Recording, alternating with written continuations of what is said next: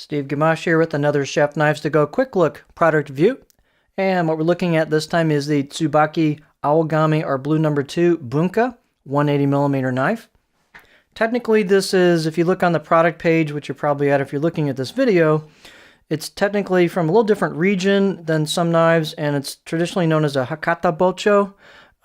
The characteristics of it, it has a more triangulated front to it with a more aggressive angle. So the tip sticks out further than you see in a lot of traditional bunka type knives. And also they have a curve to the spine. This is just the kind of traditional style that they do their knives in. And they're very flat on the profile. So I've been using this one, so it's getting a nice kind of patina as I work with different types of product, including meats, slicing meats and poultry and stuff. So what is that steel? It is Aogami or Blue Paper No. 2 reactive high carbon steel from Hitachi. And the heat treat is about 62 to 63 Rockwell on that core steel. The construction is a reactive soft iron cladding on either side of that core steel for a 3-layer sandwich, and the cladding has a kudo-uchi or blacksmith finish on it.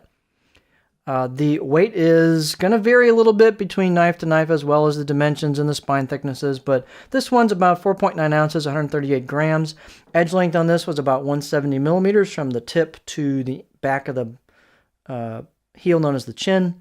The overall length about 12.7 inches.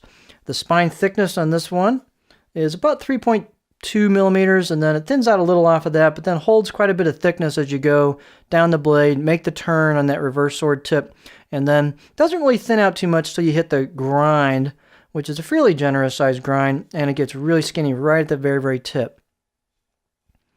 Performance-wise, the tip's really great right at the very end of it for small stuff, detail work. In terms of just like going through onions and that kind of stuff, you'll get a little bit of a lift and a little bit of wedging there. It's not the skinniest tip in the world overall, but you can use the very end of it for smaller stuff, garlic, shallots, that kind of stuff works really good for that. The blade height is about 46.3 millimeters on this sample, and the handle type is just no frills. They've got a burned-in logo, which I believe that's a camellia flower. It's just a basic hoe wood with a metal collar or ferrule on it. That's unique. I've not seen that before. It's got a fair amount of jump there between the wood and the ferrule. That's kind of standard on this style of handle. You could, sand that down or cut that down if you wanted to kind of smooth out that shoulder if you wanted to. But interesting handle. I didn't really have an issue with the metal in practice. Didn't really notice it too much. It might be, fabulous for you. You might go, that's pretty weird, but it's definitely different. It's kind of cool though. The install does have some gaps on it on the shape of where it got the tangles in, so you'll want to seal that up. One of the things that they mention in their literature, they've got a little flyer, a little piece of paper in with the box. They mention that their tangs are extra long, and if I'm interpreting right, they go back to about here. So they say that's got an extra long tang for strength, so that's kind of cool. And let's take a close-up look at it. These have a neat finish on them. The kudo-uchi, initially I got a little bit coming off when I was cleaning the blade, but once you get past the basic few cleanings, it's really stable. I would think it's fairly durable, although I haven't been using it that much. You've got an embossed camellia flower logo on the left side of the blade, and then on the right side of the blade you've got some kanji. And you can kind of see the core steel showing at the edge there. So peeking through, again, I've got some patina going on this thing from using it.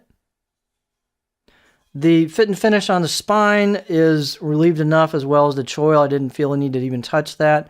I'd say out of the box about a 5 out of the 10 edge on it, but you could get this a whole lot sharper. If you're new to sharpening, you might want to get these Chef Knives to Go sharpening service and see how sharp this thing can really get, instead of just the out-of-the-box edge, but it'll get nice and sharp. The steel, I had to work a little bit at sharpening, so I think it's got a little bit of, maybe it's a little harder than they say, and it's also got, it seems, a little bit of wear resistance to it, so that should translate into some good edge retention. But it gets really sharp. And the grind on these is really cool. It Gets thin at the edge, and it's not a super aggressive shoulder, so these are great in terms of low wedging. I was really impressed with how it went through carrots and that kind of stuff.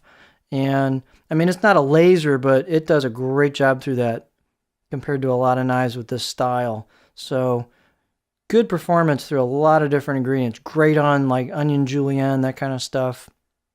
Slicing meats. It's a really flat profile. Let's take a look at it on the board. If you like to rock, don't buy this knife. It is not a rocker at all. So here's the profile. And these can vary slightly from knife to knife, again, since they're handmade.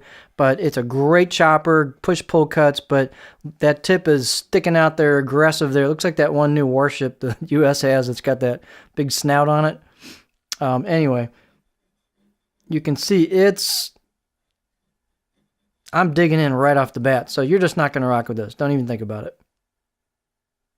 So Bunka style knives can vary a lot. You can see this is one of the flatter ones. The Moritaka 170 was quite flat as well. So they can kind of vary all over the place in terms of where they are. This was fairly reactive right off the bat, but after the first couple of uses and frequent wipe downs, it settled down nicely. And right now, I'll let it sit wet at least 5 minutes sometimes while I'm doing different stuff, and it's been fine. So it settled down pretty quick for me. But it's a stiff blade. You've got a tip. The tip is way out there when you hold it, so you've got to watch where you are in space with that tip and also on the board, because you can ding it pretty easy, so you have to kind of get acquainted with that. But it's a really cool knife. I really enjoyed using this knife, and it's definitely something different, and you can see it's got a pretty cool aggressive tip on it. So this is the Tsubaki Aogami or Blue No. 2 Hakata Bocho or Bunka 180mm knife.